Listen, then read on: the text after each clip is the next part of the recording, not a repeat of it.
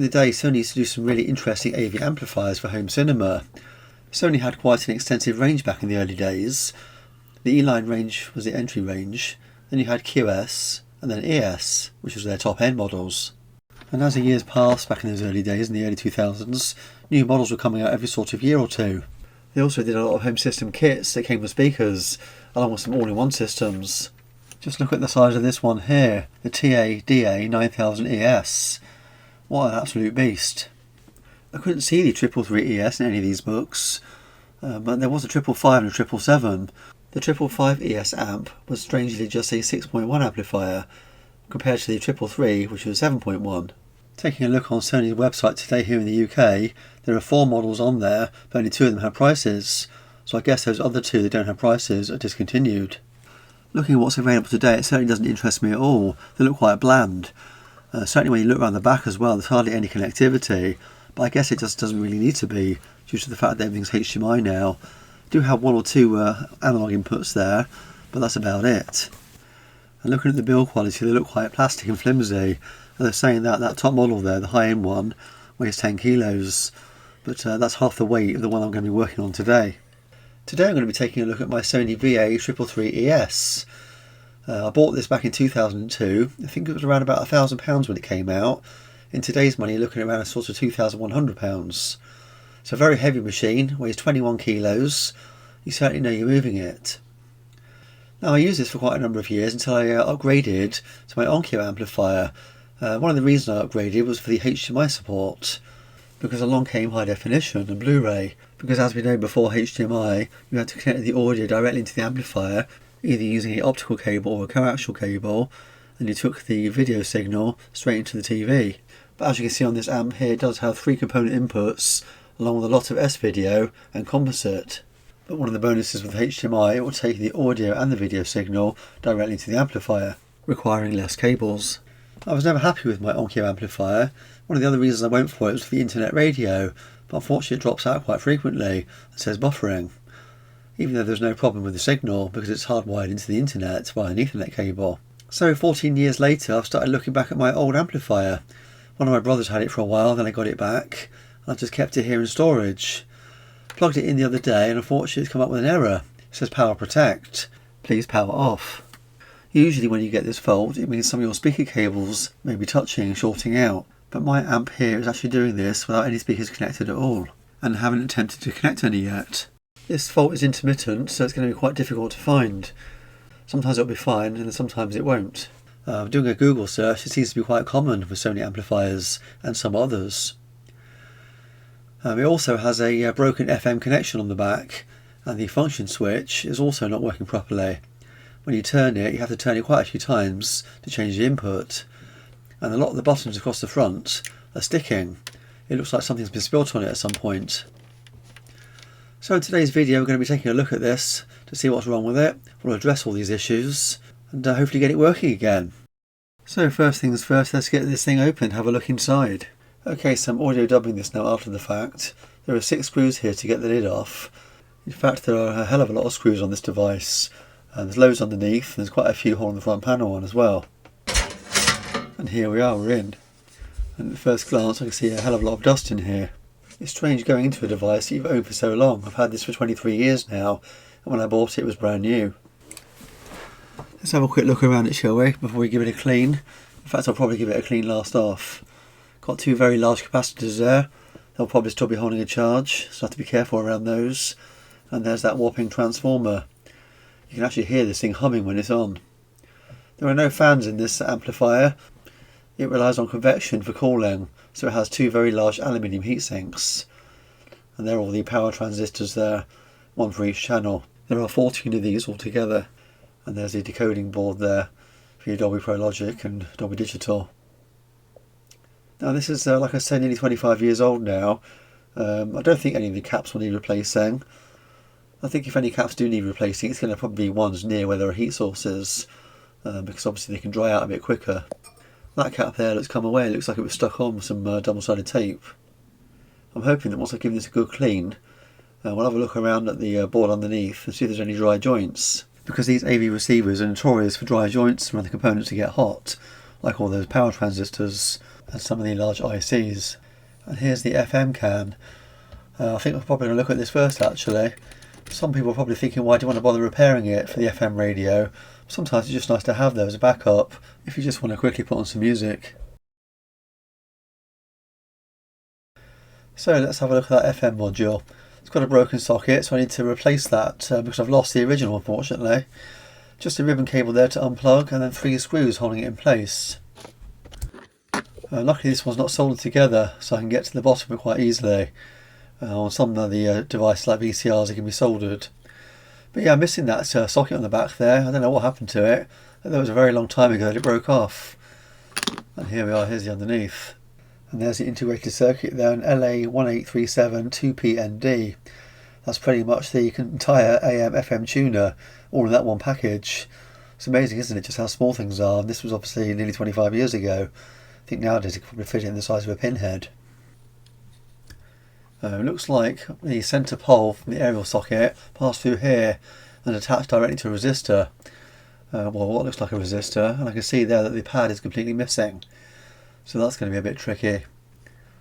I think if I just pass the cable through to it, the single leg on its own, and a quick shot with the soldering iron, it should be okay. But now I need something to attach to the aerial to it. I was going to use this socket here, but unfortunately it's too long. Could file it down I suppose, but it's a bit too much work. And then I came across one of these wire adapters that allows you to split a single signal into 2 signals. And it looks like this is going to do the trick.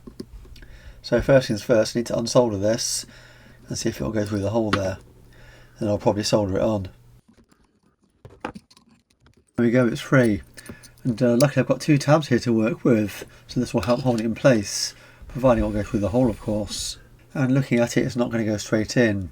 So what I'm going to do here I think is file out a couple of little lug holes there. Again, this will help strengthen it as well, because obviously these connections do get a lot of tugging. And there you go, 5 or 6 minutes later, it's in. Just need to solder it now, bend those tabs back, add a bit of flux, add some solder, get a centre wire on that centre pin and run it underneath through that PCB.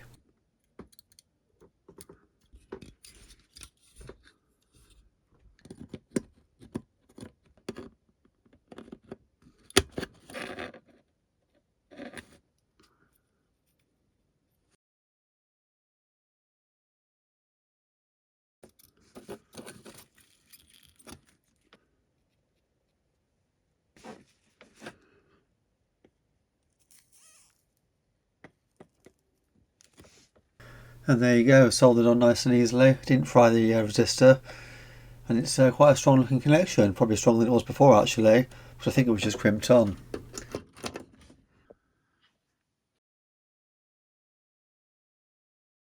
Okay, next up I think we'll have a look at that front control panel, see what's going on with those sticky buttons, and have a look at that function selector that's not quite working all the time. Got a couple of ribbon cables here that attach the front panel to that processing board on the side there, which also deals with the VFD display and all the controls. Those cables are 2 different widths, so you can't get them wrong putting them back in. Just in case of pulling them out, there's no release clutches on these. And then there's a lot of screws to undo. I think there was 3 or 4 across the top there, and I think it was about the same amount across the bottom. So we'll get that off next. Before I tried to take the front off, I thought I'd take the buttons off, or the knobs. They just pull off. We've got the main volume on there, the selector switch and the speaker selector switch on the left hand side. There's also another one underneath the flap. At this point I was trying to pry the front off and I didn't realise I'd missed 2 screws. Just on the right hand side there, sunk down, there's a black one there, and on the transformer side on the bottom left corner, sunk right to the bottom of the chassis, there's another screw. And there's also an earth cable we need to detach as well, which is just to the right side of the transformer. And there we go, we're finally in. The aluminium front panel was off, and it looks very strange being off actually. And here's a quick look behind it. Quite a few PCBs here actually, they're all separate. One for the light, for the double digital light, main PCB there, volume control and the selector switch. There's also one for the RCA inputs for the video, and one for the headphone socket. And a heck of a lot of screws to undo. And there it is without it on. It looks very bland, doesn't it? So I guess it's time to get this apart so we can have a look at those switches. Let's see why they're not pressing properly. And here is the main PCB freed and the lovely VFD display. You don't see many devices with these nowadays. Very common back in the 80s and early 90s. In fact, even into the early 2000s. You'll probably want a bit of a clean actually, along with the diffuser. They usually attract quite a bit of dust. This PCB here on the left is the mode function selector switch. I forgot to show a picture of the pot on the other side, which is where I've sprayed some contact cleaner in. This should sort out the problem with the mode selector switch. Okay, so here are the buttons, and they're just melted on, welded on, as it were. I was hoping there'd be some kind of a release where they'd all lift out so I can clean them individually. But no, they're just pushed through basically, then they melt the ends off in the factory. I kind of expected a bit better quality of this actually, with it being ES. But there you go, I guess you have to spend a bit more money than this. Just going to use some IPA here to spray all those buttons and the display to give that a clean, to see if that will soak in and loosen off those buttons.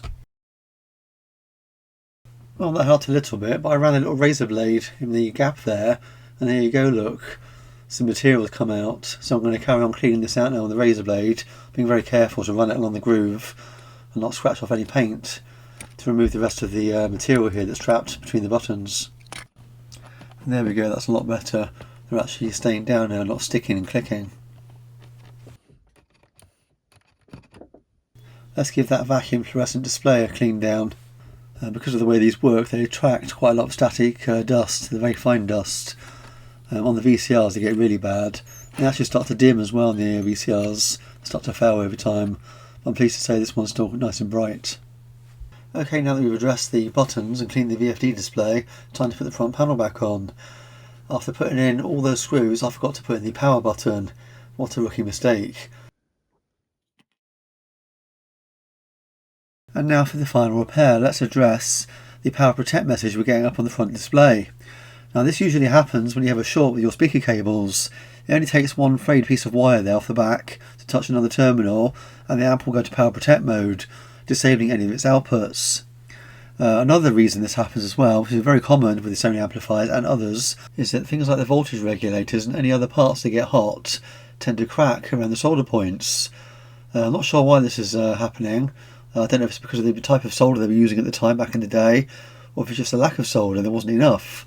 But basically it happens because obviously the expansion, when it gets hot, and the cooling down, and obviously this happens over and over again.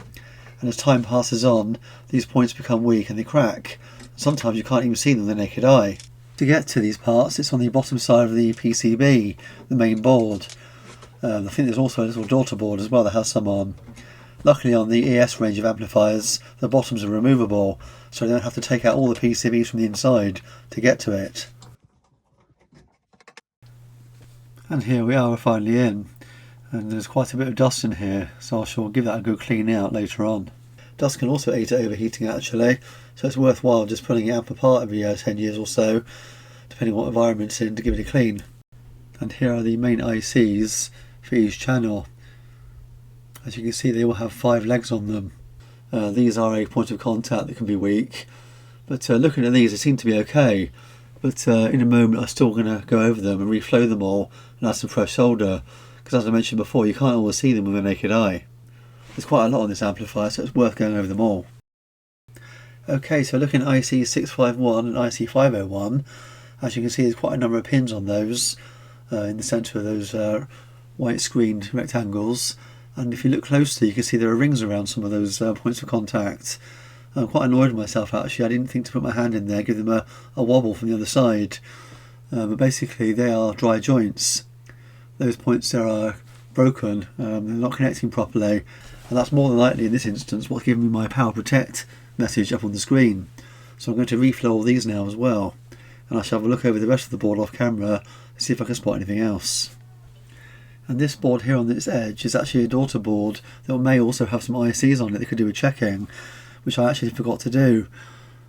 So if you still have problems with your amp, and it's a similar model and it has a board like this, it's well worth checking to see if there are any bad connections. Okay, now that that's all done, I thought I'd give this amp a good clean out, because it's got a lot of dust in here and fluff, and like I said before, that can also aid at overheating. So I've just gone over it with an old paintbrush basically whilst vacuuming it out at the same time, being careful not to disturb any components, and as you can see it looks a lot better. Not as good as it was the day it was new, but it's certainly a lot better than it was.